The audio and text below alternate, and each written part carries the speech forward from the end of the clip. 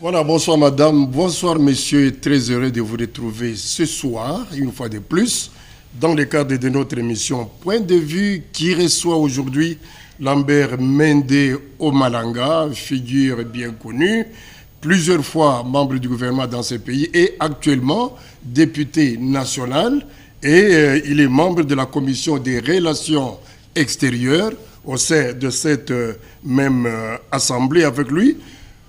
Sur la table aujourd'hui le tour d'horizon sur toute l'actualité sociopolitique, très fournie d'ailleurs, telle qu'elle se passe dans notre pays.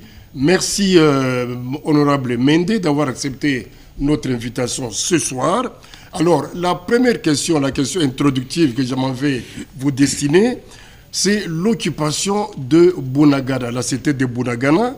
Eh bien, cette occupation est devenue une obsession, si vous voulez, une préoccupation, 4 mois déjà, pour tous les Congolais qui n'attendent que sa libération. Qu'est-ce qui se serait passé aujourd'hui? Est-ce l'attentisme ou la peur d'attaquer? Pour autant que je puisse croire les rapports que nous recevons à l'Assemblée nationale, je peux dire que les forces armées de la République démocratique du Congo se comportent très bien sur la ligne de front. Vous savez, une guerre, elle se mène tantôt par la diplomatie, tantôt sur les terrains des affrontements physiques. Et à ce que je sache, la communauté des États d'Afrique de l'Est avait pris des initiatives il y a quelques semaines qui laissaient entrevoir une fenêtre d'opportunité qui pouvait nous laisser espérer que de manière plus ou moins non forte, les troupes d'occupation, puis c'est comme ça que nous les appelons, beaucoup de gens parlent du M23, moi, aussi bien que mes collègues de la Commission des relations extérieures, nous parlons des forces d'occupation. C'est Rwanda Defense Force qui utilise le M23 comme une sorte de proxy force, pourrait se retirer. Il n'en a rien été. Au contraire, nos forces de défense et de sécurité ont été attaquées sur leur position de départ. Depuis qu'elles ont été attaquées, 4-5 jours de cela, elles ont répondu au feu et jusque ce matin, les nouvelles qui nous parviennent du front se révèlent plutôt rassurantes, puisque non seulement nos forces ont pu fixer l'ennemi, mais elles grignotent le terrain. Vous savez que ce n'est pas une génération spontanée, une guerre.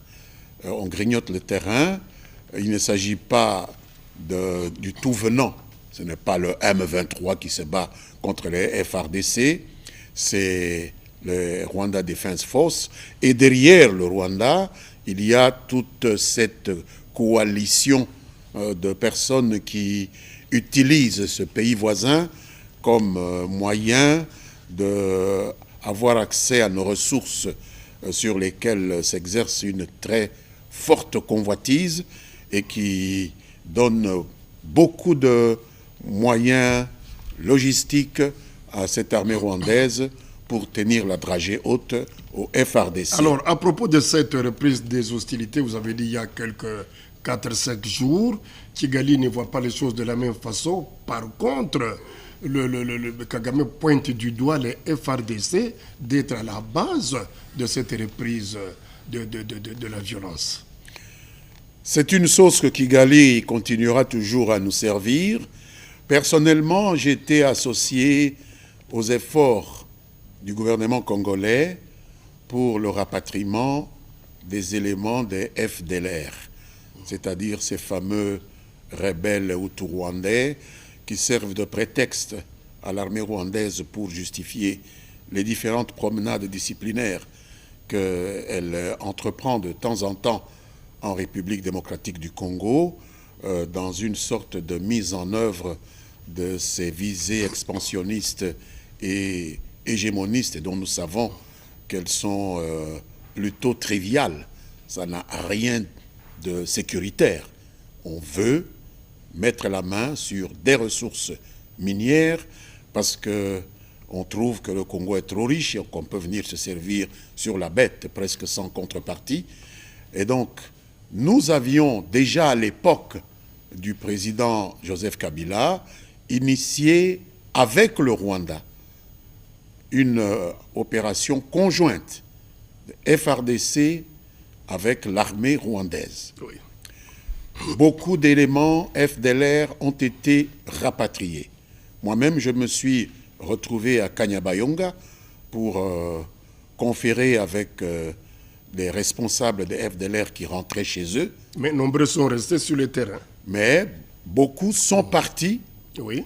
Et bizarrement, on les retrouve de nouveau comme s'ils ont été recyclés au Rwanda et remis en œuvre pour rentrer au Congo. D'accord, mais il se serait passé quoi dans ces mouvements-là? Mais il est évident qu'il y a des officines au Rwanda qui trouvent leur compte dans cette déstabilisation de l'Est du Congo et qui n'ont absolument rien à gagner à ce que l'Est du Congo soit pacifié. Alors qu'est-ce qu'ils font? Ils essayent de recycler ces groupes et de les remettre en République démocratique du Congo pour se donner la justification idéale auprès de l'opinion internationale. D'accord, mais Human Rights Watch voit les choses de la même façon que Kigali. Et cette ONG estime que les FARDC utilisent comme supplétif les éléments des FDLR. Encore faut-il savoir si l'organisation non gouvernementale Human Rights Watch n'est pas de mèche avec les milieux dont j'ai parlé ici, les fameux end users des minerais congolais qui soutiennent les officines plus ou moins occultes qui sont à l'œuvre, aussi bien à Kigali qu'à Kampala, et qui ne trouvent aucun compte à ce que la région soit pacifiée. Oui, mais alors, parce que il y a quand même un désordre. Ces rapports oui, de Human Rights Watch ne sont pas corroborés par des rapports tout à fait officiels des structures que les Nations Unies déploient sur terrain, notamment les experts des Nations Unies, qui ont une toute autre approche. Encore que ces rapports-là n'est jamais sur la table de discussion au niveau de l'ONU. Notre diplomatie doit absolument se déployer pour obtenir que ce rapport qui a été élaboré par les experts des Nations Unies soit mis sur la table, discuté et que des résolutions puissent s'en suivre. Mais le chef de l'État avait demandé ça lors de la dernière Assemblée générale. Il avait demandé au président en exercice, au Conseil de sécurité, pour que ces rapports soient distribués à tous les membres. Chose qui n'a jamais été faite. Il faut continuer à marteler cette demande et je n'ai aucun doute que si notre diplomatie se déploie de manière intensive comme elle le fait maintenant, la plupart d'autres pays africains, parce qu'il n'y a pas que des pillards autour de nous, il y a des gens de raison, il y a des gens doués de raison qui sont autour de nous, qui observent cette situation avec une certaine préoccupation, jusqu'à amener les responsables de l'administration onusienne, aussi bien que ceux du Conseil de sécurité, à mettre effectivement sur la table ce rapport qui leur est destiné et à en tirer les conclusions qui s'imposent. Oui, mais est-ce que vous n'avez pas l'impression, avec moi, que la RDC, dans ces situations, paraît combattre seule contre tous?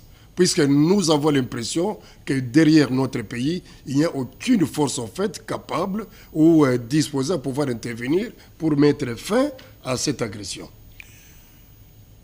Nous devons vivre avec l'idée que nous sommes un pays, nous sommes une unité, nous avons des ressources qui provoquent des convoitises un peu partout et qui, lorsqu'elles seront totalement à notre disposition, ne profiteront pas à ceux qui les pillent.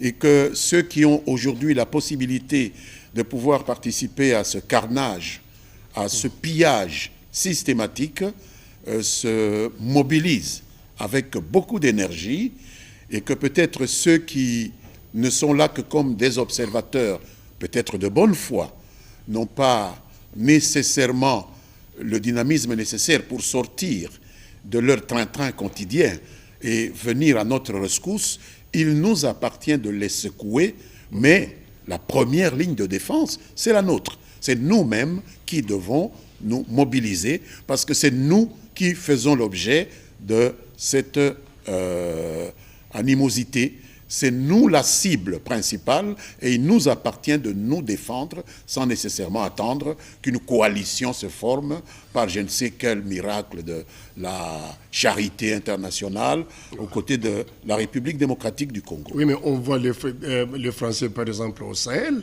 intervenir pour chasser toutes les forces obscures. Mais pourquoi chez nous?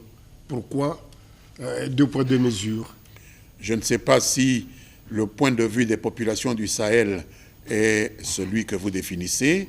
Aujourd'hui, nos amis français sont bien en difficulté de justifier leur présence dans ces pays sahéliens où des forces populaires sont mobilisées dans la plupart des cas pour les bouter hors de ces différents pays. Ce n'est pas toujours facile. Encore que notre pays est dans une situation relativement différente de celle dans laquelle se trouvent les pays du Sahel, compte tenu notamment de l'importance de ces ressources sur lesquelles nous sommes assis et qui fait que le nombre de ceux qui convoitent ces richesses est proportionnellement plus élevé que partout ailleurs. Alors, mais pour vous, M. Mendy, le M23 doit se retirer ou il faut le chasser? Le M23 n'a pas à exister. D'abord, c'est une réalité pour moi qui n'est pas, si je peux m'exprimer par une tautologie, réelle. Le M23, c'est une fiction. C'est une fiction créée par le Congo-desque. C'est un bureau qui existe dans les services de sécurité rwandais à Kigali et qui invente comme ça des fictions. Aujourd'hui, c'est le M23. Hier, ça a été le CNDP, etc. Et donc, c'est une fiction qu'on invente à Kigali. Et je peux mettre ma main à couper qu'au sein du M23 se trouvent beaucoup de combattants réguliers de l'armée rwandaise et qui sont présentés comme des M23, puisque morphologiquement, vous ne pouvez pas distinguer un Rwandais d'un Congolais de l'Est. C'est très difficile. Mais ils ne sont pas disposés à se retirer volontairement. Alors, il faut absolument les pousser par la force à se retirer. Mais par contre, ils chercheraient à gagner encore d'autres positions. Il faut les en empêcher. Dans les Rutshuru. Nous devons les en empêcher. Alors, qu'est-ce que vous dites à propos de ceux qui estiment qu'il faut aller à la table des négociations avec le Rwanda, l'Ouganda et le Burundi, par exemple? La négociation est indispensable avec les pays voisins qui se laissent aller à rêver de cette hégémonie qui est tout à fait contraire au principe du droit international. Il faut absolument parler avec les voisins parce que l'adresse du voisin, ce n'est pas nous qui l'avons choisie. La place du voisin sur la map monde, ce n'est pas nous qui l'avons établie. Nous nous sommes retrouvés voisins du Rwanda. Nous avons 9 voisins, le président de la République l'a rappelé il n'y a pas longtemps. C'est avec seulement le Rwanda et peut-être un peu avec l'Ouganda que se pose ce problème. Et comme le Rwanda ne changera pas d'adresse, et comme l'Ouganda ne changera pas d'adresse non plus, il est important que, pendant que nous résistons à ces manœuvres hégémonistes, annexionnistes, que nous puissions ne pas fermer la porte à la négociation. Mais l'Ouganda qui est déjà avec nous est au front. Oui, mais l'Ouganda est un peu moins engagé que le Rwanda. Ça, j'en sais quelque chose. L'Ouganda est un peu moins engagé que le Rwanda. C'est peut-être aussi dû à la diplomatie qui se déploie vis-à-vis de ce pays. Et alors, avec le M23, ce qu'on présente comme M23 tel que vous le dites, il faut se mettre autour d'une table? Je ne pense pas que sans que le M23 ait déposé les armes, nous puissions nous montré disposé à discuter avec quelqu'un qui, se disant congolais, porte les armes contre la République démocratique du Congo. Cela serait contraire à tous les principes constitutionnels que nous connaissons, que nous nous sommes donnés à nous-mêmes. Il faut qu'il dépose les armes avant de pouvoir être jugé admissible à une quelconque table de négociation avec le gouvernement. Oui, mais eux posent comme condition d'abord le pourparler avant de déposer les armes. C'est une condition impossible à accepter pour le gouvernement congolais, d'après notre vision. Alors, il y a les forces des États de l'Afrique de l'Est qui avaient été promises, qui avaient même commencé à se déployer, mais aujourd'hui, on a l'impression que les amis sont en train de traîner les pas. Oscar, ce n'est pas une génération spontanée. Une décision a été prise au niveau de l'East African Community. Ils sont en train de se déployer. D'abord, c'est des officiers qui viennent, puis du matériel qui fait le va-et-vient, etc. Je ne pense pas que nous en sommes déjà au deadline. Mais ce sont des hésitations, tout ça. Ils viennent et puis ils s'en vont, mais qu'est-ce qui se passe? Oui, mais le deadline n'est pas encore là. Ce sont des choses qui peuvent arriver. Vous savez que l'une des principales entités étatiques contributrices de ces forces, c'est le Kenya. Et le Kenya vient de sortir d'une élection dont vous avez suivi vous-même les péripéties. Un nouveau gouvernement vient d'arriver avec le président William Ruto. Je ne sais même pas s'il a déjà mis en place l'ensemble de son gouvernement. Donnons le temps au temps que ce nouveau gouvernement se mette en place. Il a eu le temps déjà de désigner son prédécesseur comme responsable de ces contacts que nous devons avoir avec lui et l'East African Community, et donc les choses se feront en temps utile. Mais les autres pays devraient faire diligence en traitant sur le terrain. Je pense qu'en ce qui concerne le Burundi, quelque chose est en train d'être fait, à ma connaissance. Si je dois en croire les rapports que nous recevons à la Commission des relations extérieures du Parlement. Alors, on a l'impression que la RDC n'est pas très agressive dans sa diplomatie aujourd'hui. Est-ce que c'est la même impression que vous avez avec nous? La diplomatie n'agit pas vraiment assez. Mais la diplomatie a ceci de particulier qu'elle ne peut pas être agressive, puisque la diplomatie vise à quoi? La diplomatie vise à persuader, convaincre, amener quelqu'un à comprendre votre position. Oui, mais alors si vous y allez par la force, je ne pense pas que ça puisse marcher. Est-ce que nous l'avons fait jusque-là? Je pense qu'on le fait. Je pense qu'on le fait et qu'on doit continuer à le faire. Mais on a l'impression que les partenaires ne sont pas encore convaincus. Je comprends cette impatience oui. De la part des populations congolaises, que nous partageons également. Souvent, nous avons tendance, même au Parlement, à taper sur la table devant les responsables de notre diplomatie. Mais comme je vous le dis, la diplomatie est une affaire de persuasion. Il faut le temps que la justesse de votre raisonnement puisse pénétrer votre interlocuteur et qu'il puisse venir à vous au niveau de la compréhension du problème. Oui, puisque sur le terrain, il faut le dire, il y a surtout du côté humanitaire, nos compatriotes, des centaines, des milliers de Congolais qui sont dans le désarroi, sans prise en charge. Il y a les enfants qui ne vont pas à l'école, les cultivateurs ne vont pas au champ et tout ça. Et je crois qu'il y a lieu, que les choses aillent quand même beaucoup plus rapidement. Et c'est là, à mon avis, c'est là que devrait agir notre diplomatie pour convaincre ses partenaires à faire rapidement et libérer le pays.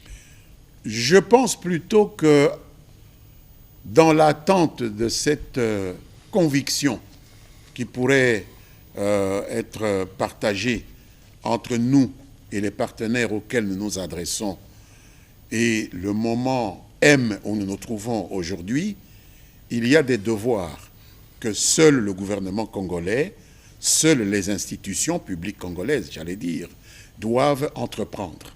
Cette solidarité vis-à-vis de nos frères et de nos sœurs qui sont en train de ployer sous le joug de cet expansionnisme des envahisseurs du Rwanda avec les forces qu'ils ont créées par fiction pour essayer de mettre la main sur nos richesses.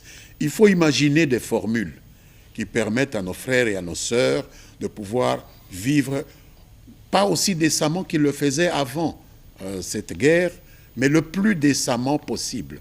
Un pont aérien peut être organisé dans ce pays dépourvu de route. Il faut imaginer, par exemple, un pont aérien, des choses comme ça peuvent être réalisées. Et la population congolaise, vous la voyez derrière son armée? Jusqu'à présent, je sens que la population congolaise soutient son armée, surtout que le président de la République, qui en est le commandant suprême, a entrepris de la réformer. Il a appelé maintenant au commandement de nouvelles figures, des gens qui ont fait leurs armes pratiquement dans le front, parce que ce front ne date pas d'aujourd'hui. C'est depuis 20-25 ans que nous sommes l'objet de ces agressions, et la jeune génération qui arrive maintenant à la tête des forces armées s'est forgée justement dans ces combats asymétriques, on va dire. Et je pense qu'aujourd'hui, nous avons un peu plus de chances de faire entendre raison à ces envahisseurs. Quand bien même il y a certaines complicités de temps en temps qui sont soupçonnées dans les milieux des Congolais. Il faut que la justice puisse passer par là. C'est pour cela qu'existe ce qu'on appelle la justice militaire. Elle est plus sévère que la justice civile. Sinon, on aurait pu laisser les parquets civils et les juridictions civiles s'occuper des militaires qui trahissent. Mais vous savez que la justice militaire a la main plus lourde parce qu'on pardonne moins à un militaire qui trahit qu'à un civil qui a fauté. Donc là, je pense qu'il faut faire confiance à la justice militaire. Alors, d'un point chaud à un autre, aujourd'hui, nous allons quitter momentanément l'Est pour atterrir dans le Bandundu et plus précisément dans ce qu'on appelle aujourd'hui conflit Teke-Iyaka, dans le district, donc dans le secteur de Kwamout. Alors aujourd'hui, on ne comprend pas exactement ce qui se passe. Qui combat qui dans cette zone? C'est un conflit intercommunautaire, d'après ce que nous savons, ce qui nous a été rapporté au Parlement. C'est un conflit intercommunautaire né de disputes foncières, le contrôle de la terre. Il y a des gens qui estiment que certains de leurs compatriotes qui sont venus soit cultiver, soit faire de l'élevage sur leurs terres, devraient payer une sorte de redevance coutumière. Je ne sais pas comment cela s'organise, n'étant pas du coin. Et puis il y a une résistance à acquitter cette redevance-là. Cela a commencé par des petites escarmouches de cette nature-là, peut-être qui n'ont pas été suffisamment prises au sérieux par l'administration territoriale, et d'évolution en évolution, on en est arrivé à des véritables batailles rangées que le gouvernement doit absolument prendre en considération. Dieu merci, cela a été fait. Les forces armées ont été déployées à Kwamout et on nous apprend que des groupes de tous les deux côtés ont pu être mis hors d'état de nuire et que certains de ces malfrats qui profitent de ces situations-là pour soit assassiner, soit brûler, soit détruire des propriétés, sont aux arrêts et ont été présentés au moment même où nous parlons devant les juridictions compétentes. Il n'y a pas de main noire. Il n'y a pas de main noire derrière tous ces groupes. Bon, on peut considérer qu'il y a toujours quelqu'un qui tire la ficelle, mais dans la mesure où le problème dans son pristine état est connu, c'est un conflit entre deux communautés qui peut être utilisé par certaines personnes. Je ne pense pas qu'il faut s'attarder à parler de main noire. Il faut rentrer dans les contacts qui doivent être organisés par l'État entre les deux communautés et faire en sorte qu'elles trouvent un modus vivendi, parce que les Tékés ne pourront jamais chasser les Yakas du Congo et les Yakas ne pourront jamais chasser les Tékés du Congo. Et selon la Constitution, tout Congolais est chez lui en République démocratique du Congo. Il faut leur faire intégrer cela et c'est la tâche du gouvernement. Oui, mais est-ce qu'il ne faut pas craindre l'élargissement de ces conflits? Vous avez suivi avec nous le cardinal qui a estimé ou qui a relevé qu'il y a certaines tribus de part et d'autre des deux groupes. Est-ce qu'il ne faut pas craindre que ces conflits puissent en fait s'élargir dans d'autres provinces par exemple? Il y a dans cette région de Kwamouth qui est d'abord le Kwamouth, c'est la bouche du Kwa, hein, ça vient de l'anglais, Kwamouth, c'est la bouche du Kwa, c'est l'embouchure du Kwa sur le fleuve. Et donc il y a beaucoup de populations, même de chez moi, même du Kasaï, il y a des gens qui viennent pour leurs activités agricoles, commerciales, etc. Le cardinal a même cité des Batetela, des gens de chez moi, et tout ça. Et donc, il faut apprendre aux gens à vivre en bonne intelligence. Où qu'ils soient, ils sont Congolais au Congo. Il est important qu'on prenne conscience de cela. Mais il faut apprendre même à ceux qui viennent s'installer dans des régions où ils ne sont pas nés, comment travailler en bonne intelligence avec ceux qu'ils trouvent sur place. Là est tout le problème. Mais on ne pourra jamais arriver à un moment où des gens se retrouvent simplement entre eux, une communauté ethnique qui vivrait seule, renfermée sur elle-même, qui ne commercerait pas avec une autre communauté ethnique. Ça, ce serait impossible. Et c'est l'administration territoriale qui a la charge de pouvoir maintenir cette cohésion entre les différentes composantes du peuple où qu'il se trouve. Oui, mais ça semble prendre de l'ampleur, puisqu'on a vu Yumbi il y a quelques années, c'est à peu près de la même façon. On a vu au Katanga les Katangais, les originaires, ainsi que les Kasaïens. On avait parlé dans une certaine mesure des Signélés, je crois dans l'Équateur. Et aujourd'hui, nous avons dans la province orientale, dans l'Ituri, ce qui se passe actuellement là. C'est également une histoire, en fait, principalement entre deux groupes ethniques.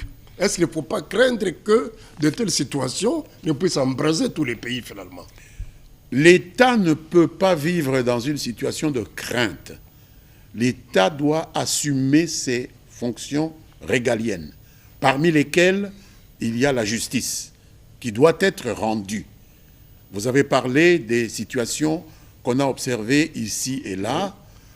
Si, dans la situation de Yumbi, la justice était passée avec suffisamment de rapidité, si on était intervenu pour identifier les auteurs, aussi bien directs qu'indirects, de ce carnage qu'on a eu à Yumbi, on pouvait espérer que cela aurait agi comme une sorte de provoquer un facteur d'inhibition chez ceux qui aujourd'hui ont tendance à prendre qui une machette, qui une arme à feu contre leurs frères.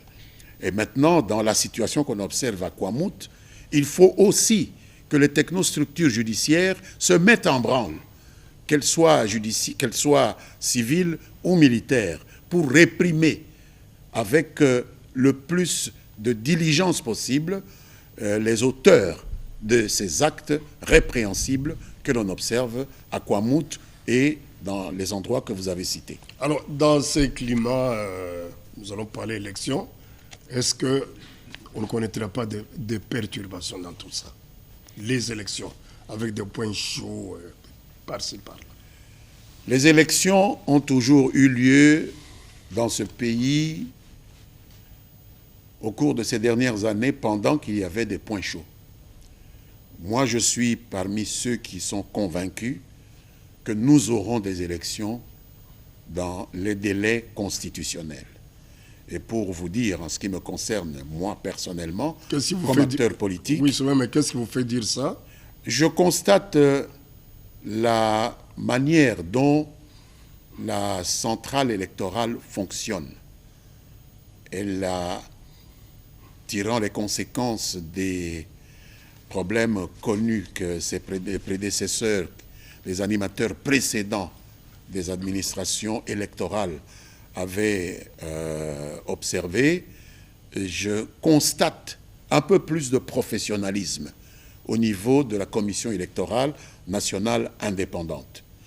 Et c'est tellement vrai que je suis en train, moi, qui ai eu la charge au niveau du Parlement d'un groupe informel, un caucus parlementaire, je vais annoncer probablement demain ou ce soir que je me décharge de mes fonctions de responsable du caucus de notre Parlement pour me consacrer à la préparation des élections, puisque pour moi, c'est déjà la phase qui vient maintenant. Mais je ne alors, veux plus perdre du temps à régler les problèmes simplement parlementaires ici. Il faut que nous allions maintenant dans nos bases respectives pour préparer la population à ces échéances importantes qui arrivent. Nos partenaires du PNUD ne voient pas les choses de la même façon que vous. C'est-à-dire ils ont dit, vu la situation politique et même économique et l'avancement des préparatifs au niveau du PNUD, rien n'est encore prêt et qu'on risquait d'aller au glissement. Ce n'est pas le PNUD qui a la charge d'organiser les élections. C'est la Commission électorale nationale indépendante qui peut requérir ou pas le soutien du PNUD. Et donc il ne faut pas qu'on inverse les fonctions. Le PNUD n'est là que pour accompagner la centrale électorale et non le contraire. C'est une observation qu'ils ont faite. Absolument. Et donc la centrale électorale, on a vu des élections être organisées ici sans le moindre accompagnement extérieur. 2018, nous n'avons pas reçu d'aide du PNUD du tout. Cela n'a pas empêché les élections de se tenir. Et donc si le PNUD n'est pas prêt, la République démocratique du Congo est capable de trouver des moyens, puisque vous suivez vous-même maintenant l'embellie que l'on observe dans la collecte des ressources financières de l'État. Il n'est pas impossible que si le PNUD estime qu'il n'est pas capable de soutenir cette opération, que le gouvernement trouve ailleurs des moyens pour respecter ce calendrier que la Constitution lui impose. Oui, mais jusque-là, la CENI a besoin de quelques 900 millions pour organiser les élections. Jusque-là, le gouvernement n'a décaissé que pas même la moitié. Pas la moitié. Presque la moitié déjà. Oui, presque la moitié. Nous sommes en année préélectorale. Nous ne sommes pas encore en année électorale. Oui, l'année électorale, c'est l'année prochaine. Mais c'est dans 2 mois. C'est dans 2 mois. Oui, mais c'est dans déjà 2 demain. mois, nous entamons l'année électorale et les élections n'auront lieu en 2023 qu'à la fin de l'année. Donc, on a le temps. Je pense que ça va venir. Ça va venir alors si, je ne suis pas fataliste, si par-ci par-là il y a des choses qui empêchent la tenue des élections dans le temps constitutionnel, là c'est le glissement. Et qu'est-ce qui s'est passé? Je vous donnerai la réponse que j'avais l'habitude de donner lorsque je parlais au nom du gouvernement. Il ne m'appartient pas de faire le devin. Lorsque la Commission électorale nationale viendra nous dire au Parlement qu'elle n'est pas en mesure d'organiser les élections dans les temps requis, il sera temps d'aviser. Mais je ne peux pas sans que la Commission nous le dise. Et alors que la Commission nous dit tous les jours qu'elle pourra organiser les élections dans les délais constitutionnels, commencer à projeter ces perspectives pessimistes. Je ne peux pas le faire. Et alors, la CCI, votre parti, comment elle se prépare? C'est pourquoi je vous dis que moi, le leader de la CCU, je vais rendre le tablier dans cette structure informelle qu'est le caucus des députés du Sankourou pour m'occuper essentiellement de préparatifs électoraux parce que je ne voudrais pas prendre le train en retard. Ça veut dire quoi exactement? Qu'est-ce qui Je vais me déployer à travers la République pour mettre en place les structures qui vont accompagner nos candidats lorsque le moment sera venu. Vous-même, vous serez candidat? Naturellement, aux élections législatives, évidemment, puisque je soutiendrai Félix Tshisekedi à la présidentielle. Pourquoi Félix Tshisekedi? Parce que je suis membre de l'Union sacrée qu'il a créée, avec mon parti, la Convention des Congolais Unis. Voilà, alors, Il y a eu la dernière mise en place au sein de l'armée. Je crois que nous allons essayer de... Il reste encore 5 minutes. Est-ce que ces changements au sein de l'armée est de nature en fait, à favoriser l'évolution, une évolution positive en ce qui concerne les fronts en ébullition actuellement? Je vous ai dit tout à l'heure que la génération que le président Tshisekedi vient d'appeler à la tête de l'armée est une génération qui est née dans des situations de front. Elle est née au front. Ce sont des jeunes qui ont baroudé dans différents fronts à travers la République parce que notre pays n'a pas cessé, au cours des 2 dernières décennies, de faire les frais de ces agressions qui viennent de l'Est. Et la plupart de ces jeunes qui sont aujourd'hui montés au niveau du commandement supérieur de l'armée autour du président sont des jeunes qui ont fait, après avoir fait leur classe bien sûr, ils ont fait leurs premières armes au front. Et donc ça nous donne un peu plus d'espoir sur leur capacité à faire face à ce danger auquel ils ont pris l'habitude de se collecter. Alors, Félix Tshisekedi aujourd'hui qui accepte la facilitation, à la demande de ses pairs bien entendu, de la CAC, la facilitation dans les conflits tchadiens, alors que chez lui ça brûle. Évidemment, c'est des choses qu'on a entendues, qu'on a lues dans les réseaux sociaux. Naturellement, j'ai aussi entendu cela avec beaucoup d'étonnement, dans la mesure où le président Félix Tshisekedi n'a pas été appelé à être le facilitateur dans le conflit tchadien parce qu'il est Félix Tshisekedi ou parce qu'il n'y a pas de problème chez lui. Il a été appelé escalité parce que Félix Tshisekedi est aujourd'hui le président en exercice de la communauté des États de l'Afrique, communauté économique des États de l'Afrique centrale.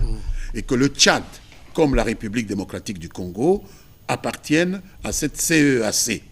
Et dans les principes qui guident la CEAC, de telles facilitations sont confiées à la personne qui a la charge de diriger pendant cette période où il y a un problème, une organisation régionale ou sous-régionale. Quoi de plus naturel que l'on fasse appel à celui qui préside la CEAC pour s'occuper d'une facilitation au sein d'un pays membre de la CEAC. Il peut s'en sortir? Je pense qu'il peut s'en sortir. D'abord, c'est quelqu'un qui vient de passer plus de 3 ans au pouvoir, qui a montré ses capacités à parler avec différentes personnes ou différentes institutions, différentes entités étatiques, même celles qui sont en conflit ouvert avec notre pays. Sur les 9 États que nous avons autour de nous, il n'y en a que 2 avec lesquels il y a un peu de problème. Partout ailleurs, il a réussi à créer une situation qui nous semble assez apaisée autour de nous. Et donc, c'est une expérience qui peut compter. Oui, ça peut compter, mais quand sur le plan au Tchad, on entend déjà des positions tout à fait négatives, opposées à cette médiation. Vous savez que on aurait fait venir Jésus-Christ pour faire la médiation. Il y aurait eu toujours au Tchad quelqu'un qui aurait dit qu'il n'est pas d'accord. Il faut juger une personnalité à l'œuvre. Il ne faut pas préjuger des capacités d'un chef d'État lorsque ses collègues l'appellent à réaliser un travail quelconque. Félix Tshisekedi est un chef d'État. Aujourd'hui, il assume la direction de la CEAC. La CEAC lui a confié cette facilitation. Il est en train de la commencer. On ne va pas quand même déjà préjuger de son échec. Attendons qu'il puisse s'y prendre et nous verrons au résultat. Ce n'est qu'au résultat qu'on peut juger quelqu'un.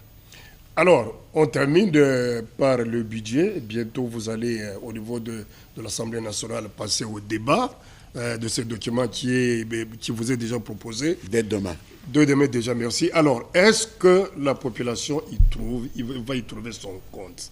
Puisque le président de la République, même à l'Union sacrée, vous nous dites le peuple d'abord. Je suis d'avis que oui, dans la mesure où il y a certes beaucoup de choses à faire pour la population et peu de moyens à mettre à disposition. Mais quoi qu'il en soit, ce qu'il faut reconnaître, c'est que pour la première fois depuis plusieurs années, il y a eu une embellie dans la capacité de l'État à collecter les recettes publiques. Auparavant, nous en étions à entre 5 et 8% du PIB qui constituait le budget de l'État, alors qu'un État normalement constitué, cela doit nager entre 20 et 25%. Aujourd'hui, nous sommes à entre 13 ou 15% du PIB qui rentre dans la caisse de l'État. C'est-à-dire, ce n'est pas l'idéal, mais ce n'est plus la portion congrue, telle qu'on l'a connue auparavant. Il y a une embellie. C'est-à-dire qu'il y a un peu plus de moyens. Pas autant que la République a besoin, mais un peu plus qu'on en avait il y a quelques années pour affecter cela aux besoins prioritaires de la population, notamment l'éducation, notamment les infrastructures, l'agriculture, j'en passe, la défense, etc. Et vous allez prêcher pour votre chapelle, c'est-à-dire les Sankourou, qui doivent se retrouver. Il y a des Congolais au Sankourou, ils ont besoin de cultiver, ils ont besoin de circuler, il leur faut des routes, ils ont besoin d'écoles pour former leurs enfants. Donc ce n'est pas seulement le Sankourou, nous sommes une représentation nationale. Et donc il est important que nous puissions avoir toujours une vision globale de ces choses-là. Alors, Lambert Mende, on a terminé cette émission peut-être en 1 minute, et un appel en ce qui concerne la paix, le retour de la paix dans notre pays. Ce que je voudrais demander à vos téléspectateurs et à mes compatriotes, c'est de prêter main forte au président de la République, à son gouvernement, à nos forces de défense et de sécurité et aux technostructures judiciaires pour arriver à créer dans cet espace qui est le nôtre et qui n'a pas de plan B, il n'y a pas de Congo B, il n'y a qu'un seul Congo. Créer des conditions de vie acceptables pour l'ensemble de nos populations. Il faut faire en sorte que la paix, la convivialité puisse régner et que nous puissions nous occuper le plus efficacement possible de ces convoitises totalement inacceptables et injustifiées qui poussent un voisin comme le Rwanda à exercer ses visées expansionnistes, hégémoniques sur notre pays. Voilà le message que je voudrais lancer à tous mes compatriotes. Voilà, message bien entendu. Mesdames et messieurs, c'est donc terminé pour aujourd'hui. Merci de nous avoir suivis.